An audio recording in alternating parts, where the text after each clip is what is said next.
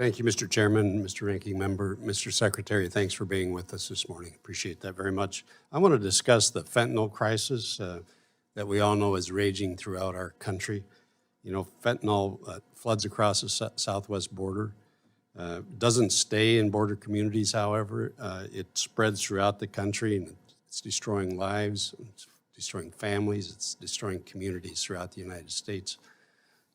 In your testimony, you note that the department has stopped more illicit fentanyl and arrested more individuals for fentanyl-related crimes in the last 2 fiscal years than in the previous 5 years combined. And while this is admirable, it's equally disturbing. The men and women of the CBP and ICE do extraordinary work on the front line and beyond to execute their mission of protecting the homeland, and we all appreciate that. However, as Border Patrol agents are pulled off the front line to process and then release the majority of illegal migrants into the United States, the cartels, being very clever, they've shifted their tactics to exploit the vulnerabilities that those personnel shifts and shortfalls have created. In your testimony, you also note that in fiscal year 25, the budget request includes critical investments in the fight against fentanyl, specifically the non-intrusive inspection technology, and you mentioned that in your verbal testimony. Yet when I reviewed the budget justifications for that program, it says that the FY25 budget does not provide procurement funding for this investment, although it does request level funding for operations and support.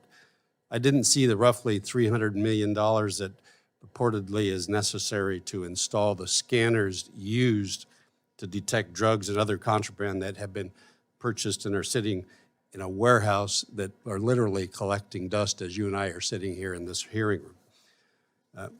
This is something that just totally frustrates and concerns me. When I visited the border in Arizona just this last February, one of our own Border Patrol agents, in answer to my question, told me this directly.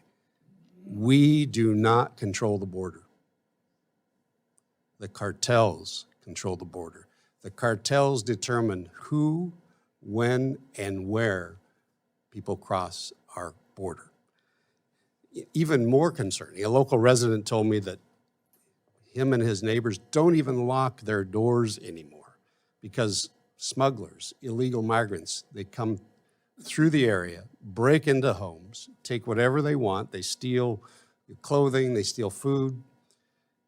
People have resorted to just leaving stuff out on their patios and leaving their doors unlocked to try to prevent the damage of people breaking in. I think that's just, to have fellow citizens going through that on a daily basis, to me, is unconscionable. This fentanyl epidemic, it's fueled through the southwest border. Over 50% comes through Arizona alone. Better yet, why can the department justify this? Tell me, are you working with Mexican authorities to do what I see 2 important things? Stop fentanyl precursors from coming from Mexico. And number 2, prevent waves of migrants from physically rushing the border. What are some of the specific and tangible actions? Congressman, I'll answer very briefly in the limited time we have, but I would welcome the opportunity to speak with you outside of this hearing to talk about the work that we are doing with Mexico, both in the fight against fentanyl and to ensure that individuals who seek to arrive at our border are interdicted before they reach our border. But we are working very closely with Mexico, and not only with Mexico, to interdict the flow of precursor chemicals, as well as the pill presses and other equipment used to manufacture fentanyl into this hemisphere. And I will share with you, I share your concern, Congressman Newhouse, because for 12 years I was a federal prosecutor battling the trafficking in substances as serious as cocaine and black tar heroin, and we've seen nothing like the toxicity and fatality of fentanyl, and we have to battle it together. And this is a scourge that has been growing for years. I believe it was in 2020 that there were 57,000 overdose deaths. This is not a new phenomenon. It is a years-long phenomenon. and we need to work together to address it. Mr. Secretary, by statute, your agency as well as the Department of Labor administer the H-2A Agricultural Guest Worker Program. Based on recent DOL rulemakings that farmers across the country are burdened with, DOL appears to at least not understand or not fully appreciate the importance of the agricultural industry. I, for one, however, would like to believe that you do, that you understand the importance of growing healthy foods in the United States, which aligns with your agency's guiding principles and responsibility to preserve and uphold the nation's prosperity and economic security. So just real simply, do you believe that the ability of a nation to feed itself is inherently more secure than a nation that relies on imports to feed its citizens? I do.